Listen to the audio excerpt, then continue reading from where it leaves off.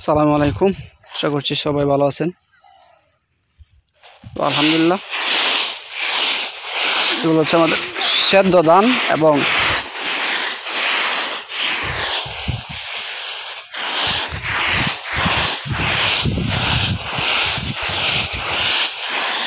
আজকে এবং আগামীকালকে 2 দিন রোদে দিলেই আমাদের দাওয়া শেষ হয়ে যাবে। এগুলো হচ্ছে গতকালকে দিয়েছিলাম, তো আজকে একটু ঘন করে দিছি এবং আশা করছি দুই রোদে শুকায়া যায় সেদ্ধ ধান। তো আঞ্চলিক ভাষায় বলি হচ্ছে উনা দেওয়া বা সেদ্ধ করা। ওর পাশে 2টা তিরপালে দিছি।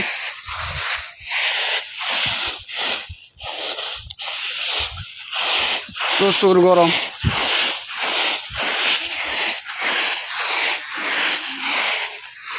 গাছ চলে যাবো। এগুলো হচ্ছে নাড়াচাড়া করার পর এত গরম হয়েছে বলার বাহিরে, পায়ে ফুসকা পড়া যাবে। প্রচুর গরম, কারণ রোদের তাপ অনেক এবং মাত্র শুরু করছি নাড়া দেওয়া ধান, এখনই শরীরটা গায়ে গেছে। তো আর একটা জিনিস দেখাই, এগুলো হচ্ছে সব মারাই করার মতো, মানে এখানে ধান সবাই রোদে দিয়ে শুকাইতে পারে। একদম ঘাসে ভরপুর এবং মাঠের মতো সমতল, এত সমান। এই জন্য হচ্ছে এখানে ত্রিফল বিছায়া এবং নেট জাল বিছায়া আমরা হচ্ছে ধান রোদে দিই। তো যেটা দেখাইতে চাইছিলাম, এদিকে দেখেন গাছের নিচে কী পরিমাণ গরু আসছে, আর সব হচ্ছে এই রোদ থেকে আইছে গাছতলার নিচে। মাশাআল্লাহ মাশাআল্লাহ, কি চমৎকার, মানে প্রচুর গরম।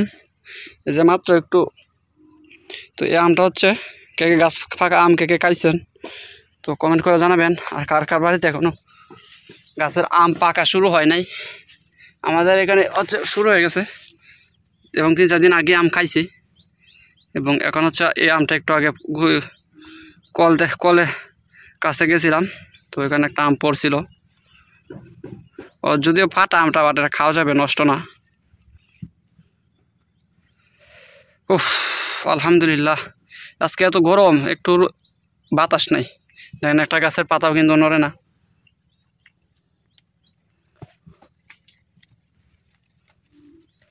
খুবই খারাপ অবস্থা। গাছের ছায়া নিচে আইছি, এরপরে হচ্ছে শরীর ঠান্ডা হচ্ছে না। এদিকে একটা সার বাঁধে রাখছে গাড়া, তো বাঁধে রাখার ফলে এখানে যে গাভীগুলো আছে, এর জন্য হচ্ছে সারটা ছটফট করতেছে প্রচুর। বৈশাখ মাসটা খাওয়ার পরে সবগুলো গরু হচ্ছে তাজা হবে, মোটা তাজা। মাশাআল্লাহ,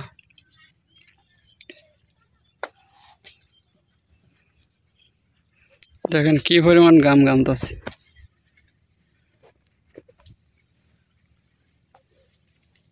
মাথায় নষ্ট।